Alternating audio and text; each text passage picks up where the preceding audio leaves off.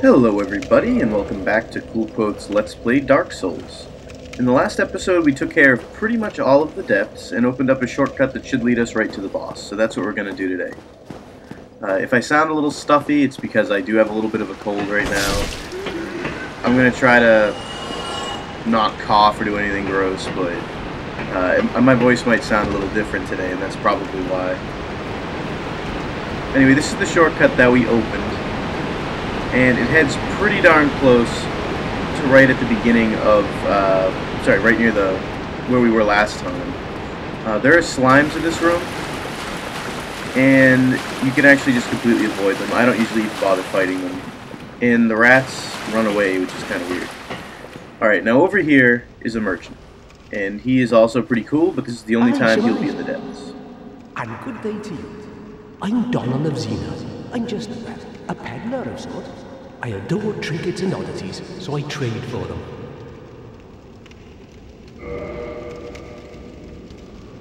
There's only a few things you can buy from him right now. He has like some crystal weapons, he has his own armor. But later on he carries all the boss armor from bosses that you kill. And some of the best ones, like the Ornstein armor, you get from him. It's pretty cool. This is the door to Blighttown. You'll notice it's locked. I just wanted to show you guys this because you're going to get a key from the Gaping Dragon after you beat him, the key to Blighttown. That's the door it opens. If you don't have the master key, you do have to go into Blighttown that way, which is a pain in the ass, but it's completely doable. And I have done it, but in this Let's Play, I know for a fact that I'm going to go the back way and just skip most of the front section of Blighttown. I mean, I see no reason to go through the regular part of Blighttown. The frame rate's horrible, and I can barely see with the TV the way it is right now anyway, so I think I'm probably making the better decision by staying away from it. Now, I can't remember if there was an item on this floor, but there's definitely one on the bottom. But you're probably going to notice that this room looks very familiar, and that's because the room with the channeler and the rats in it, where I died very embarrassingly, is actually right above this arena that's sort of in front of us, this big, huge room. And the channeler will see you once you fight the boss and will shoot you, so that's why we killed him early, so we don't have to fight him now. And that heavy crossbow is actually fairly useful for a later boss if you're having trouble beating him, Ornstein and Smell. But I don't know, I wouldn't really use it for this guy that we're going to play right now. This guy's pretty easy. I don't think we're going to need too much help.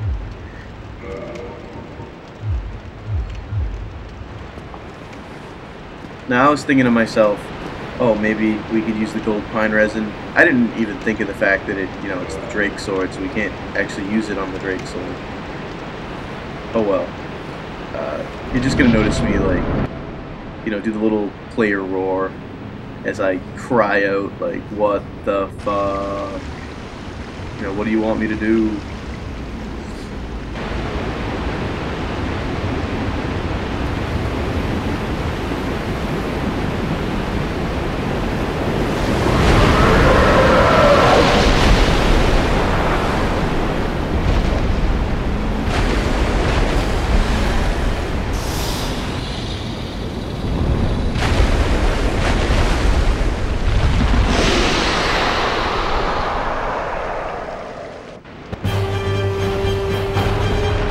Yeah, considering the size of this thing, you'd think that he'd be like a really tough boss to beat.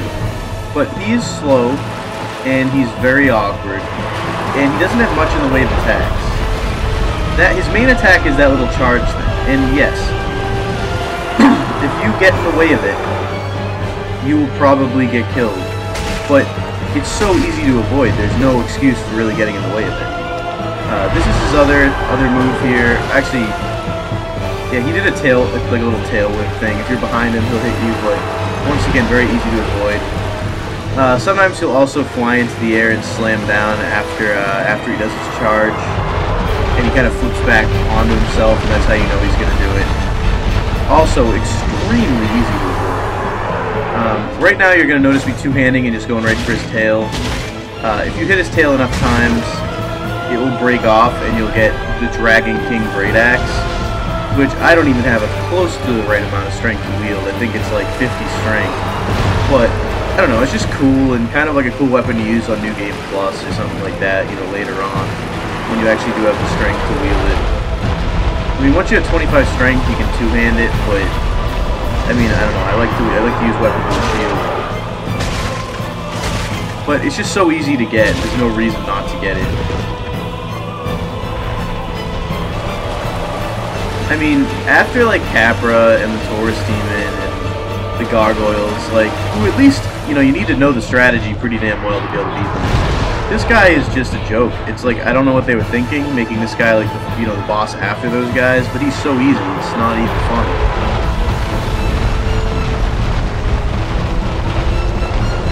So yeah, as you notice, I'm just circling around. So I'll get a few attacks in, he'll flip back on himself, and then... This is the Dragon King Great Axe I was talking about. He'll flip back on himself, and then I just book it away. And once he flips back down to do the charge again, I just run around him. And I just keep doing that.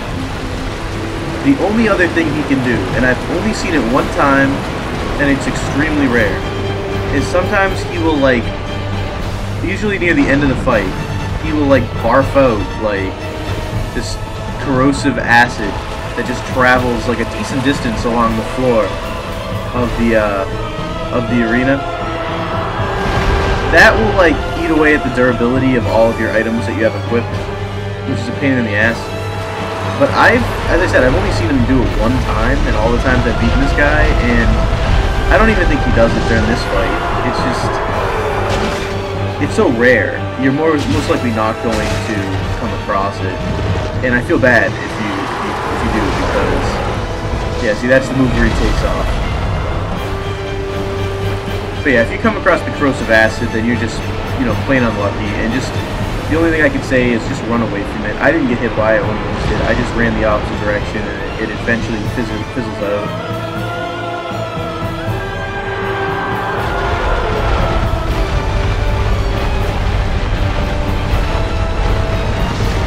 It's like a pity that this guy takes so long, too. The only thing he has going for him is he has a lot of HP, and maybe you make a mistake and he lands on you, because most of his attacks, if they land, are going to kill you. Like, if he lands on you here, or he runs over you when you're like right next to him and he does a little charge thing, if you get charged into, it will kill you.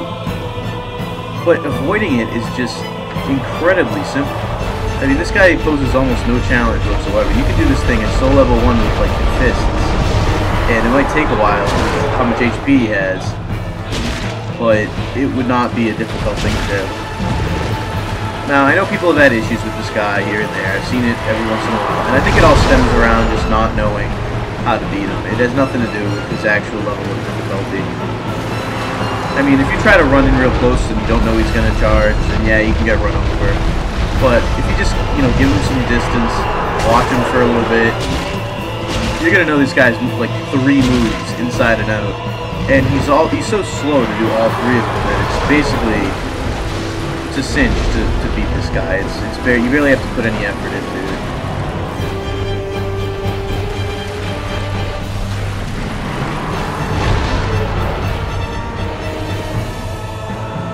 I mean, the next boss in order of like succession, if you were to follow this right into Blight Town, would be CoolKvothe.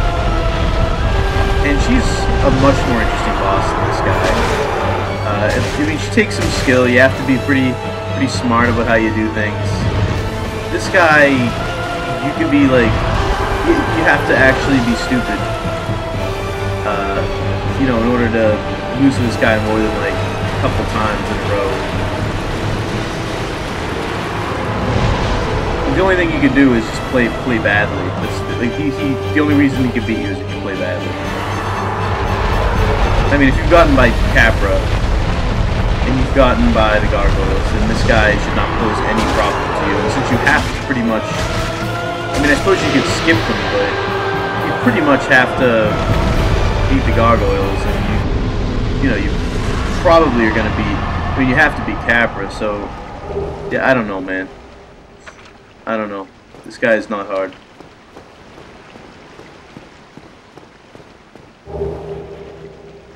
Anyway, I'm going to put on the leather armor because it looks pretty cool.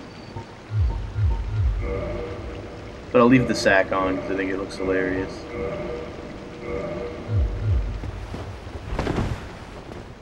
And, yeah, basically, you know, you're going to see me cut here to Firelink Shrine. I'm just going to level up a little bit. Basically, all I did was run out of the depths the exact same way that I came in. So unless you wanted to watch me, like, you know, run around in the depths, in which case you could just look at my last episode. I figured it'd be easier just to do a few cuts here. So anyway, I did pump my strength up to 24, which means that finally, after all this time, I can use the Zweihander, the Zweihander. And I mean, I think it looks pretty cool. Look at this thing, you know?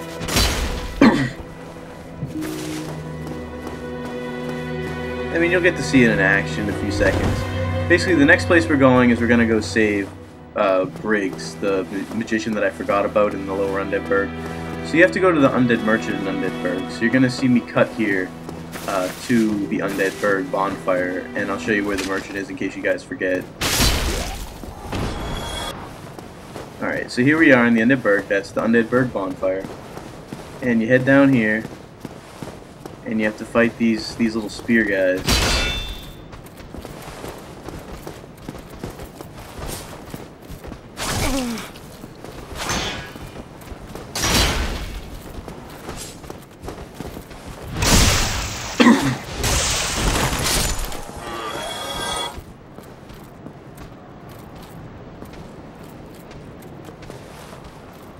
Look at this guy backing away from me.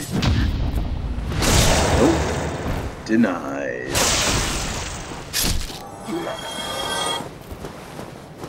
Alright, so anyway, you break down these boxes.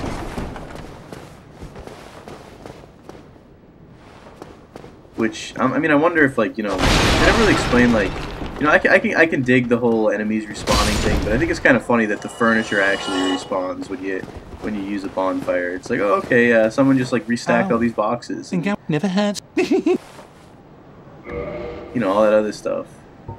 But anyway, you go to keys. It's 1,000 souls, which after you beat the depths, you know, I mean, I wouldn't wait this long to do it, but after you beat the depths, Thank you. 1,000 souls is nothing.